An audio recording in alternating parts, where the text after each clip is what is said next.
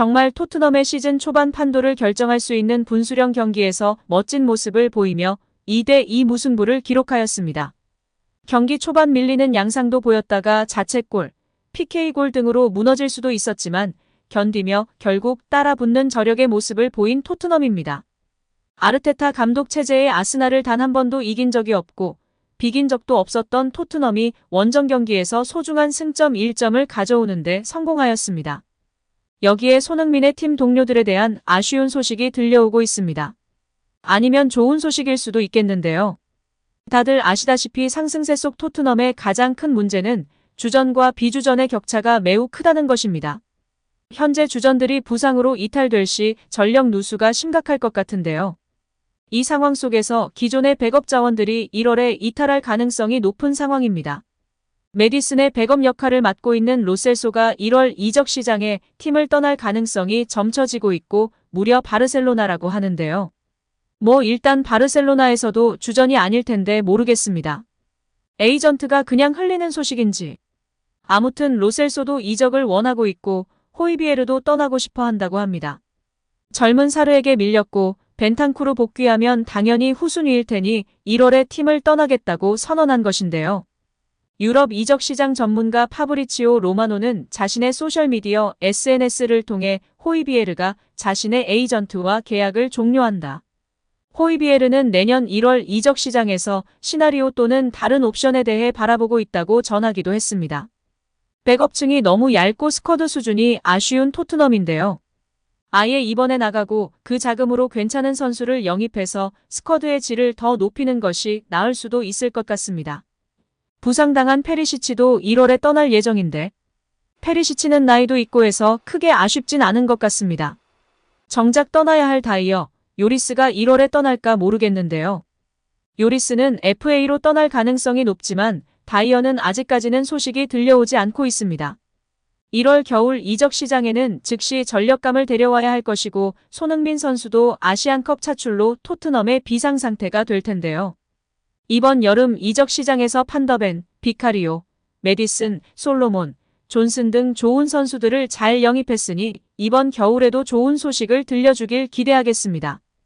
여기에 경기가 끝나고 최고 수훈 선수로 뽑혀 인터뷰를 진행한 손흥민은 기자와의 문답에서 팀 동료의 이름을 잘못 발음해 기자의 지적을 받으며 화제가 되고 있는데요. 손흥민이 이름을 제대로 발음하지 못한 선수는 여름 이적 시장 때 새로 영입된 수비수 미키 판더펜이었습니다. 스포츠 바이블에 따르면 손흥민은 인터뷰 중 미키 판더펜을 미키 판더빅에 가깝게 발음했습니다. 이상함을 눈치챈 기자는 그를 어떻게 발음하나요? 라고 질문하면서 손흥민에게 판더펜 이름을 말해줄 것을 요구했는데요.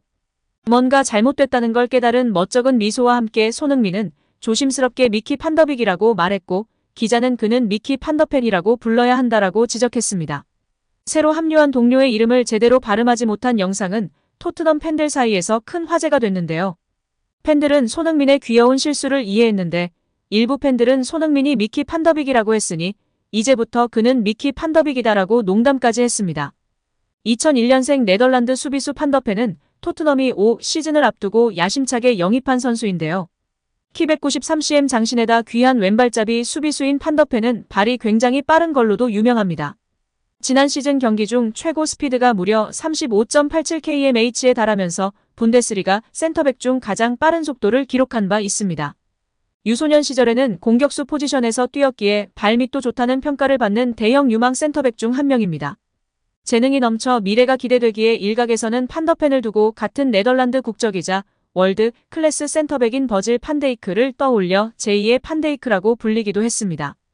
이적료 5천만 유로 약 717억 원에 합류한 판더펜은 곧바로 토트넘 주전 수비수 자리를 꿰차면서 주장 손흥민과 함께 팀의 상승세를 이끌고 있습니다.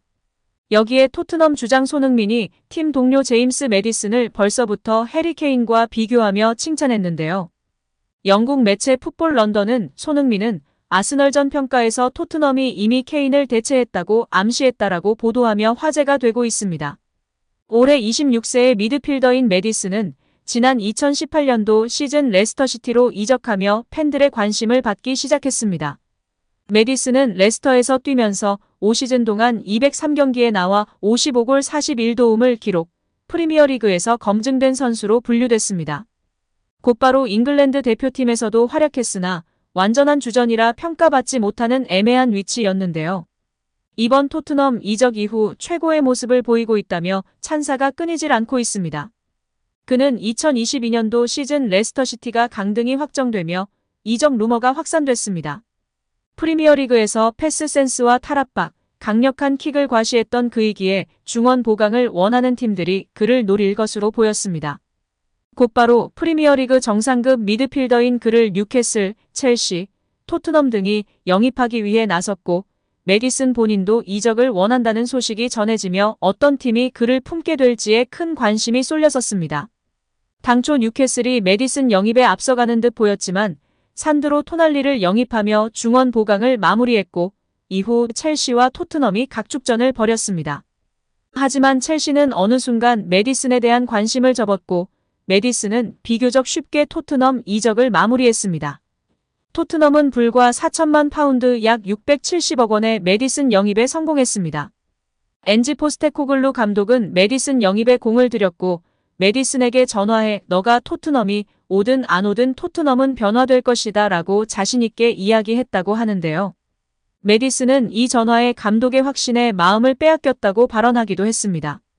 토트넘 이적 이후 메디슨은 엄청난 기량을 선보이며 레스터시티 시절 이상의 퍼포먼스를 보여주고 있습니다. 엔지 포스테코글루 감독도 토트넘과 메디슨 모두 이번 시즌 엄청난 모습을 보여줄 것이고 성장할 것이라고 이야기했는데 정말 그러한 모습들을 보이고 있는데요. 메디슨은 기존의 장점이었던 패스와 킥과 더불어 토트넘 공격을 조율하며 토트넘의 상승세를 이끌었습니다. 직전 아스널전에서도 손흥민의 멀티골로 연결되는 2개의 도움을 적립하며 올 시즌 최고의 공격력을 선보였습니다. 풋볼 런던은 메디슨의 이러한 활약에 대해 손흥민도 칭찬을 아끼지 않았다고 전했는데요. 매체는 골 득점 능력과 창의성 면에서 케인을 대체하는 것은 거의 불가능해 보였지만 손흥민은 메디슨이 자신과 함께 해당 영역에 도달할 것이라고 인정했다라고 전했습니다. 보도에 따르면 손흥민은 아스널전 이후 메디슨의 활약에 대해 케인은 세계 최고의 선수 중 한 명이지만 메디슨은 그와 같은 수준에 도달할 수 있다고 생각한다. 10번 역할을 맡는 것은 쉬운 일이 아니지만 그는 압박감을 좋아하고 훌륭한 선수를 더욱 훌륭하게 만드는 책임감을 좋아한다라며 메디슨의 기량을 칭찬했습니다. 이어 그는 매 경기 스타다.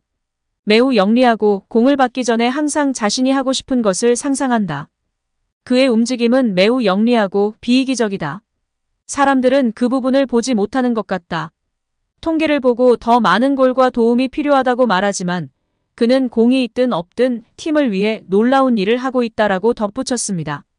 국내 축구 전문가들도 메디슨이 10번 역할뿐 아니라 8번, 6번 역할까지 안 풀릴 때에는 후방으로 내려와 빌드업에 관여하는 등 이전에 보이지 않던 모습들까지 보이고 있어 더욱 발전했다는 평가를 내리고 있습니다. 또한 BBC는 손흥민과 메디슨의 공격 조합이 이전에 존재하던 해리 케인, 손흥민 공격 조합을 대체했다. 메디슨이 조르지뉴에게서 볼을 빼서 손흥민에게 전달한 장면이 해당 조합이 가진 강점 중 하나를 잘 보여준다. 이전에 존재하던 손캐 듀오는 오랫동안 골과 도움을 합작해왔지만 새로운 손매 듀오는 아직 유용성을 완전히 판단하긴 어렵다. 다만 초기 성과는 매우 긍정적이다라고 평가했습니다. 영국 매체 기브미 스포츠도 케인을 대체하기는 어려울 수 있지만 손흥민은 이미 팀에서 새로운 파트너를 찾았다라고 보도하면 메디슨은 케인의 직접적인 대체자는 아니지만 궁극적으로 그의 공백을 메우기 위해 영입됐다. 그중 큰 부분은 케인과 토트넘의 또 다른 최고의 재능인 손흥민과의 관계다. 토트넘의 성공적인 시작은 메디슨과 손흥민이 잘 결합해 일관된 창의성과 골의 시작을 제공하는 데 달려있다라고 설명하기도 했는데요. 실제로 메디슨과 손흥민은 각각 2골 4도움과 5골을 기록하며 토트넘 공격에서 핵심적인 부분을 소화하고 있습니다. 두 선수의 비중이 큰 만큼 절대 부상 조심하시고 우리 손흥민 선수 행복 축구하길 응원하겠습니다.